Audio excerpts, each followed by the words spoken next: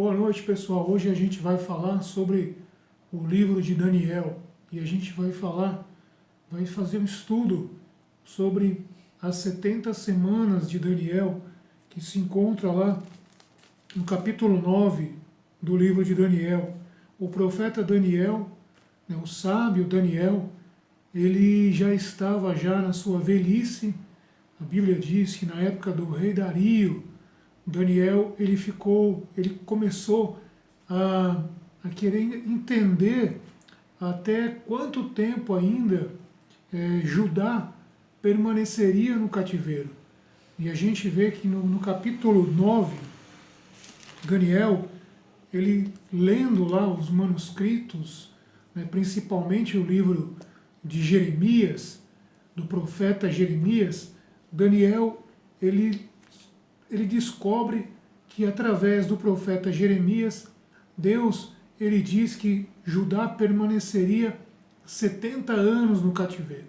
E aí Daniel, como era um homem sábio, um homem inteligente, ele fez os cálculos, ele descobriu que aqueles 70 anos já tinham passado, já estavam quase que se cumprindo, na verdade. E aí Daniel, ele fica incomodado, ele faz uma oração. A gente vê lá no capítulo 9, ele faz uma oração, e ele pede para Deus, para que Deus revele para ele quanto tempo ainda falta, quando que Judá deixará o cativeiro.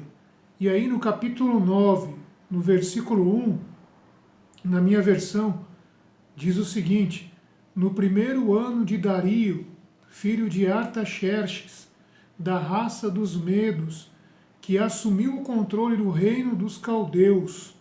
No primeiro ano do seu reinado, eu, Daniel, esforçava-me por entender nas Escrituras o número dos anos que, segundo a palavra do Senhor, ao profeta Jeremias, haveriam de completar-se sobre as ruínas de Jerusalém, isto é, 70 anos. Daniel provavelmente já estava com mais de 80 anos de idade aqui nesse tempo, no reinado de Dario. Foi justamente no reinado de Dario que Daniel ele foi jogado na cova dos leões e livrado milagrosamente por Deus. E Daniel, ou melhor, Dario, esse governante, esse Medo, esse governante, ele tinha muito apreço por Daniel. Ele gostava muito de Daniel, porque Daniel era um homem sábio, era um homem que dava conselhos sábios. Então, era uma pessoa muito estimada por esse rei. Daniel, ele faz uma oração e ele pede para que Deus mostre para ele, para que Deus revele para ele ainda quanto tempo Judá iria permanecer no cativeiro.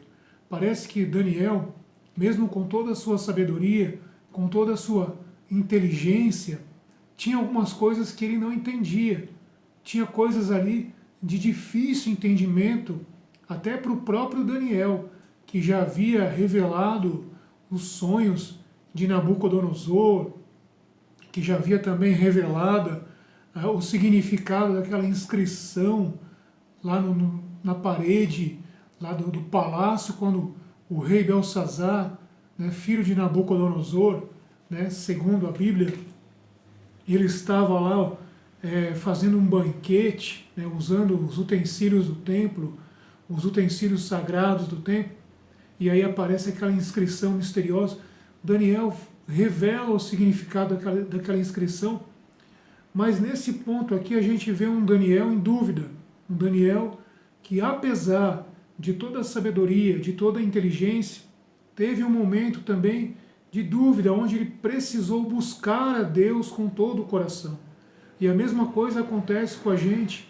Muitas vezes a gente também tem na nossa vida muitas dúvidas. Por mais firme que a gente esteja, diante de Deus, as dúvidas elas vão vir, os questionamentos eles vão vir. Isto é natural do ser humano. Nós precisamos sempre buscar em Deus o nosso alicerce, o nosso apoio, porque sempre as dúvidas, os momentos de dúvida, os momentos difíceis, eles vão vir na nossa vida. E aí que a gente tem que recorrer para Deus. Daniel, ele não recorreu para os sábios da Babilônia, Daniel não recorreu para os seus amigos, não recorreu para os do Oriente, que eram considerados sábios também. Daniel não perguntou para ninguém. Daniel sabia que a única pessoa que podia responder às suas questões era o próprio Deus. A única pessoa que poderia revelar a ele o motivo dos seus questionamentos era o próprio Deus. E às vezes, quando nós, muitas vezes, estivermos nessa situação, que nós não sabemos a resposta de algumas coisas que acontecem na nossa vida, a gente tem que recorrer para Deus. A gente tem que buscar resposta em Deus, porque Deus responde. Deus responde através da sua palavra. Deus fala conosco também de diferentes maneiras, de diferentes formas. Deus sempre está disposto a nos orientar e a nos ensinar e nos revelar qual é a sua vontade, se nós estivermos dispostos a buscá-lo com um coração sincero, com um coração humilde, assim como foi com Daniel. E a gente lendo mais para frente aqui, a gente vê que exatamente o anjo que veio trazer a revelação para Daniel, o anjo ele fala exatamente isso para Daniel. Desde o momento em que você decidiu se humilhar e conhecer a Deus, as suas orações foram ouvidas. Então, o segredo para que as nossas orações sejam ouvidas é nos humilharmos diante de Deus, é buscarmos a Deus com sinceridade, com um coração sincero, com um coração humilde. Deus está disposto a nos revelar os seus mistérios. Deus está disposto a nos revelar os seus segredos se nós estivermos dispostos a buscá-lo com humildade e de todo o coração. E sempre separando para Deus um tempo determinado. Separando para Deus um tempo. Porque tem tempo para todas as coisas. O próprio Daniel, que era governador da Babilônia, e era já um homem idoso, provavelmente Daniel ele vivia ocupado com as tarefas da Babilônia, com as tarefas ali do rei, e com certeza ele era um homem muito ocupado. Mas mesmo assim Daniel, a palavra de Deus diz que Daniel, ele conseguia buscar a Deus, ele achava tempo para buscar a Deus, e buscar a Deus 3 vezes por dia, como diz a palavra de Deus, como diz o livro de Daniel. Daniel fazia questão, mesmo sendo um homem ocupado, mesmo sendo governador de um grande e vasto império, que era o Império Babilônico, mesmo assim Daniel, ele fazia questão de buscar a Deus, ele fazia questão de servir a Deus. Sabe por que ele fazia isso? Porque muitas vezes, quando nós recebemos uma bênção, quando nós somos colocados em lugar alto, nós temos a tendência de nos esquecer de Deus. Nós temos a tendência de nos esquecer quem nos colocou ali. E muitas vezes, pior ainda, nós achamos que estamos ali por causa dos nossos próprios méritos. Mas não foi assim com Daniel. Daniel, ele chegou ao auge do poder, ele experimentou ali uma vida de luxo, uma vida regalada. Daniel tinha do bom e do melhor. Daniel tinha de tudo que ele poderia sonhar e imaginar. Mas Daniel, ele sempre fez questão de se lembrar que quem colocou ele ali foi Deus. E se ele deixasse com que o seu coração ficasse soberbo, e se ele se esquecesse das coisas de Deus, ele sabia também que o mesmo Deus que o exaltou também poderia humilhá-lo.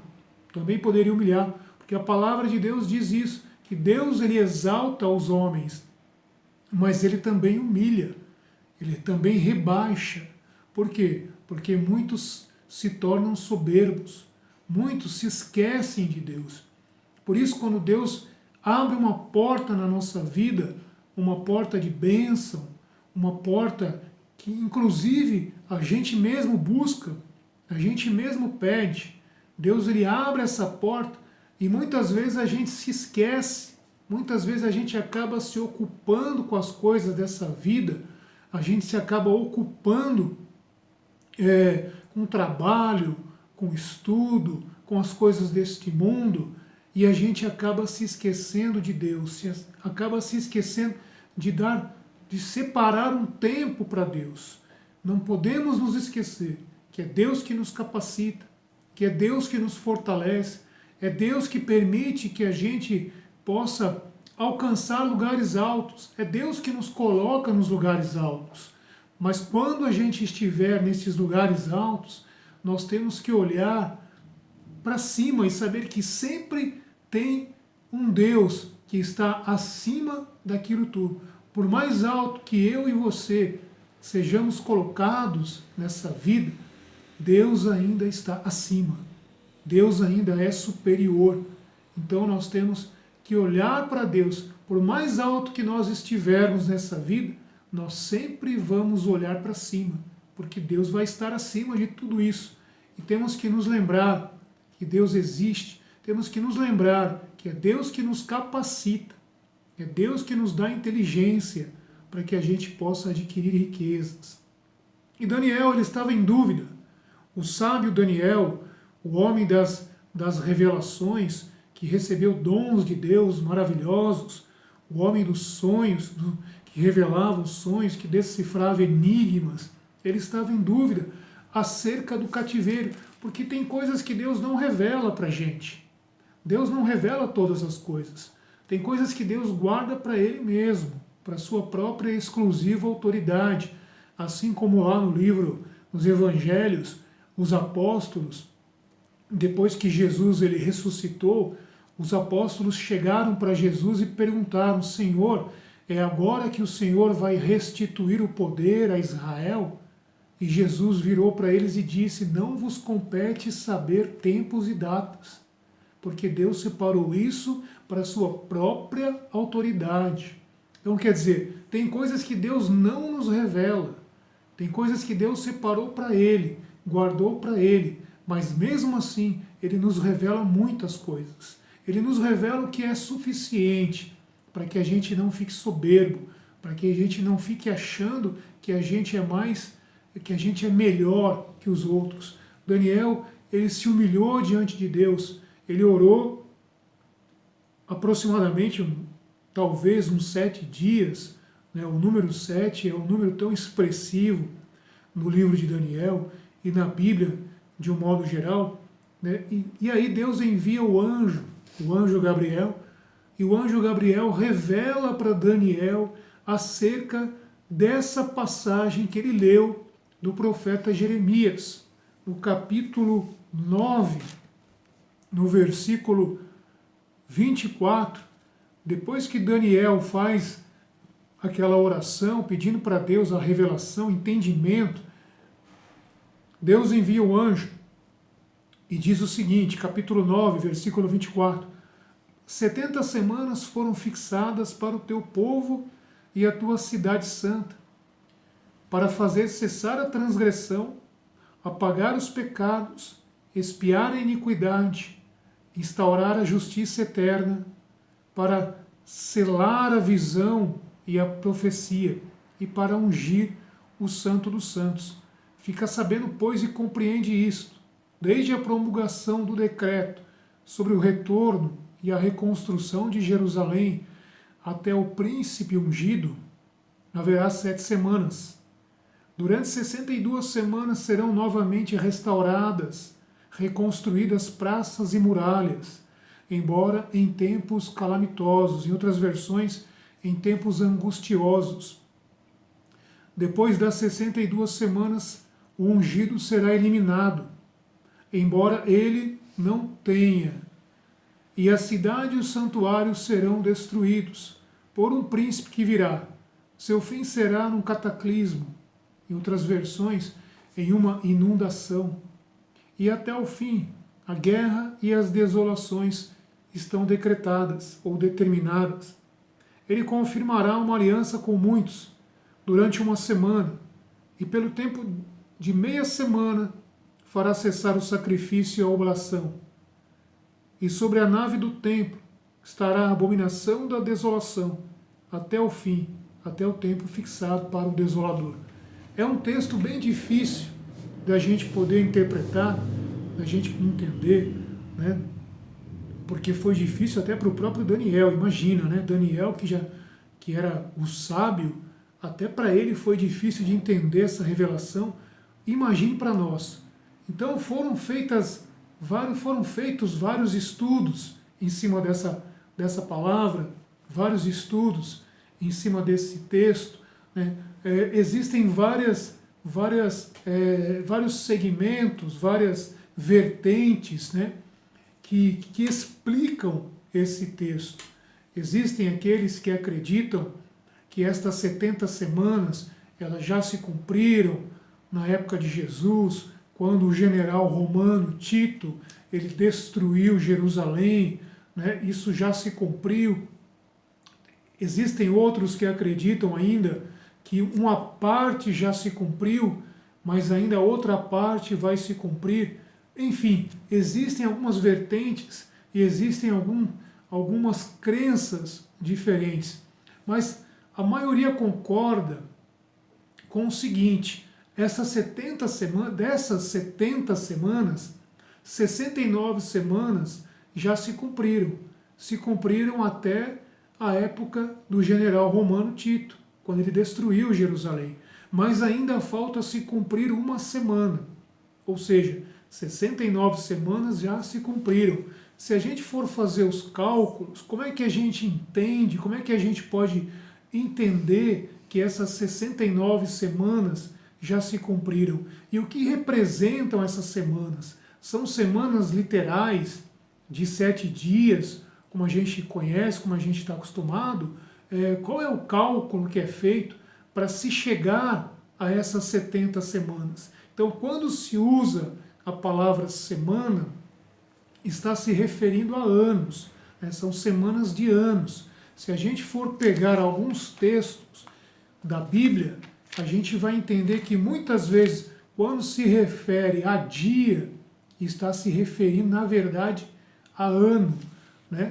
A gente pode ver isso, por exemplo, no próprio livro de Daniel, no capítulo 9, versículo 27, no capítulo 7, versículo 25, capítulo 12, versículo 7, Apocalipse 12, versículo 14, 1 Samuel, capítulo 1, versículo 4, Levítico 26, né, que fala também.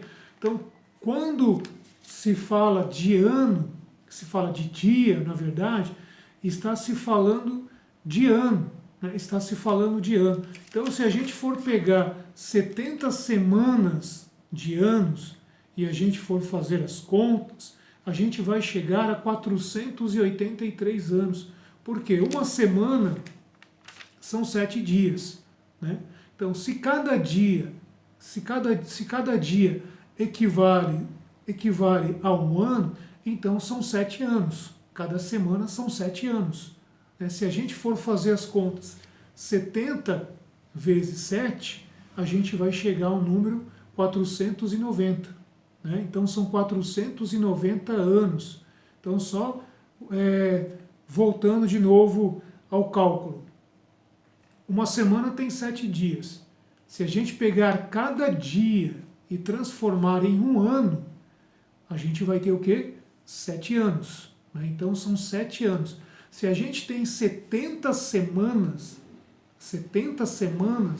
a gente fizer 70 vezes 7 anos, a gente vai chegar ao número de 490 anos.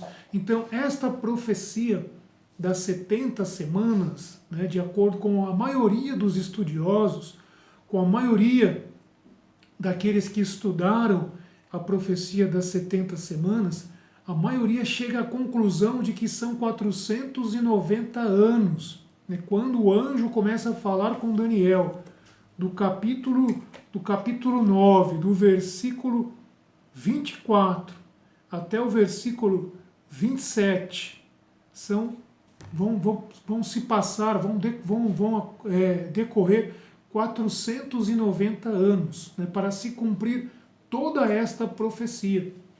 Então, se a gente for ver aqui, se a gente for, vamos dar uma olhada nos versículos e a gente vai estudar, a gente vai entender que estas 70 semanas, elas se dividem em três partes, né? Se dividem em três partes.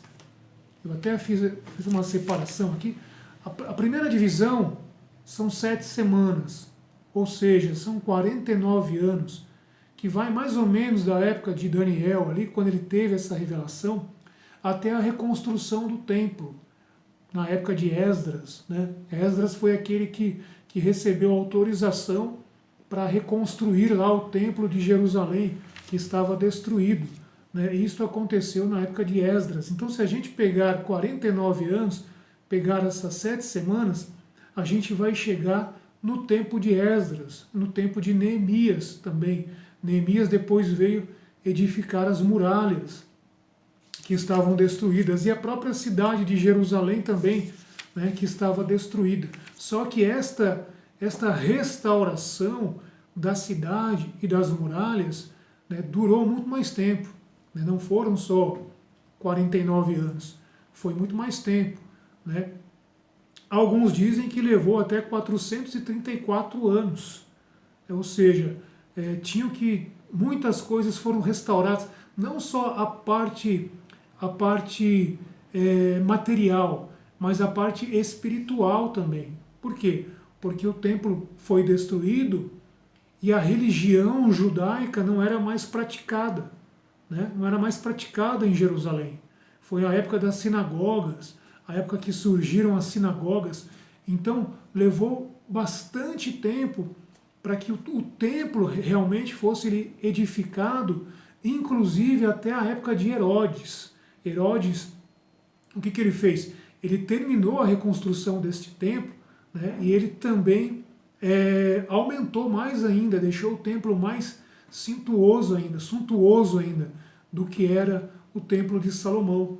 Então, foi muito mais tempo, né, para que a cidade de Jerusalém fosse novamente reedificada, que o templo fosse reedificado, demorou muito mais tempo. A segunda divisão, né, que são essas 62 semanas, que engloba toda essa reconstrução de Jerusalém, da religião judaica, do templo de Jerusalém, que foi concluído na época de Herodes, é mais ou menos 434 anos. Então são as 69 semanas que já se cumpriram. E quando que essas 69 semanas elas se cumpriram? Se a gente for fazer as contas e a gente partir do ano 445 a.C., por que o ano 445? Porque foi justamente no ano 445 a.C. que foi dada autorização para Neemias vir edificar a cidade, edificar os muros que estavam destruídos. Foi justamente no ano 445 a.C. que saiu esse decreto, né? Na verdade, foram feitos 3 decretos, né? Primeiro teve o decreto de Ciro, né, que autorizou os judeus a voltarem para Jerusalém. Isso aconteceu mais ou menos no ano 587 ou 537 a.C., né, os judeus eles receberam autorização para voltar para Jerusalém. Depois teve mais um decreto, né, de Dario, que também autorizou. Depois teve mais um decreto do próprio Artaxerxes, autorizando, né, a reconstrução da cidade. E o último decreto foi no ano 445, que exatamente foi neste ano que Neemias ele começa a reconstruir a cidade de Jerusalém. E é por isso que aqui no texto, né, que a gente leu agora, em Daniel capítulo 9, o versículo 25, fala o seguinte: fica sabendo, pois, e compreende isto, desde a promulgação do decreto, olha só, desde a promulgação do decreto. Qual decreto? O decreto de Artaxerxes no ano 445 a.C. A maioria dos estudiosos do livro de Daniel chega a esta conclusão, que este decreto que o anjo está falando aqui é aquele decreto que aconteceu no ano 445 a.C. Então, se a gente for somar 445 mais 490, né, 445, repara que não se esquece que é 445 antes de Cristo, né? Então, se a gente colocar mais 490 anos aí, 445 mais 490 anos, a gente vai chegar mais ou menos no ano 29 depois de Cristo, que é exatamente, aproximadamente, o ano do ministério de Jesus, quando Jesus ele inicia o seu ministério, né? No ano 29, e a gente sabe que o ministério de Jesus ele durou aproximadamente 3 anos e meio, então esta profecia ela parece se encaixar mais com essa data, do ano 445 a.C. até o ano 29 depois de Cristo. Mas houve um erro no calendário, né? Foi feito quando foi instituído o calendário gregoriano, o calendário antes e depois de Cristo, foi cometido um erro. E justamente no nosso livro aqui, está dizendo isso, na página 48, um retrospecto histórico do nosso calendário, página 48 do nosso livro. O nosso calendário, isto é, o que está de uso entre nós, foi primeiramente organizado por Rômulo, tido pela história secular como o primeiro rei de Roma. Esse calendário tinha 10 meses. Numa Pompílio, rei de Roma, acrescentou-lhe 2 meses. Júlio César reformou posteriormente. Em 526 depois de Cristo, Dionísio elaborou um novo calendário, que é o calendário que a gente tem agora. Mas enganou-se nos cálculos, resultando em atraso de quase 5 anos. O ano 29 do atual calendário, o de Dionísio, corresponde ao 33 do calendário corrigido, mas inexistente. Então, provavelmente, esta profecia de Daniel, ela se cumpre no ano 33 depois de Cristo. Ela se encerra, pelo menos as 69 semanas, né? Ela se encerra no ano 33. E o que aconteceu de importante no ano 33 depois de Cristo? A morte de Cristo, né? Que é justamente o que o anjo fala aqui para Daniel.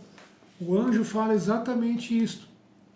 Desde a promulgação do decreto sobre o retorno e a reconstrução de Jerusalém, até o príncipe ungido, né, que os historiadores chegam à conclusão de que é Jesus, haverá 7 semanas. Durante 62 semanas serão novamente restauradas, reconstruídas praças e muralhas, embora em tempos calamitosos. Depois das 62 semanas, o ungido será eliminado, ou será morto. Então, repara que o anjo está dizendo para Daniel que no ano 33 depois de Cristo, ou seja, 483 anos depois, depois desta profecia, o ungido seria morto. Já estava sendo revelado a Daniel. Mas e a outra semana? Está faltando uma semana para se cumprir.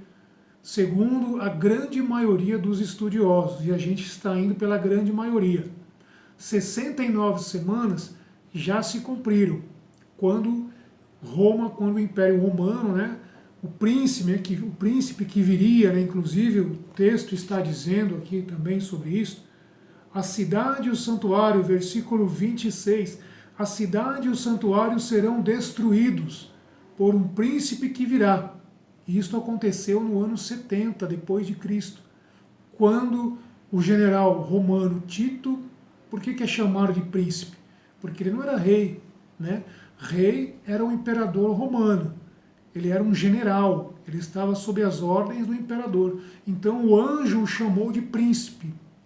E futuramente Tito veio a se tornar imperador também, pela história, E este general romano, ele destrói Jerusalém, ele destrói o templo exatamente no ano 70 depois de Cristo. Né? Depois que os apóstolos morreram, só estava vivo o apóstolo João, né, que provavelmente João vivia ali na cidade de Éfeso, né? O que diz, né, pelo menos a tradição. Os outros apóstolos já haviam morrido. No ano 70, inclusive, muitos cristãos já haviam deixado Jerusalém. Existe uma tradição de que Deus tocou no coração desses cristãos, avisou-os, né, através de profetas, e eles deixaram a cidade de Jerusalém, e a cidade de Jerusalém foi destruída. Mas ainda está faltando uma semana para se cumprir. Uma semana para se cumprir. E é exatamente sobre esta semana que ainda está faltando se cumprir que eu vou falar no próximo vídeo. Até daqui a pouco.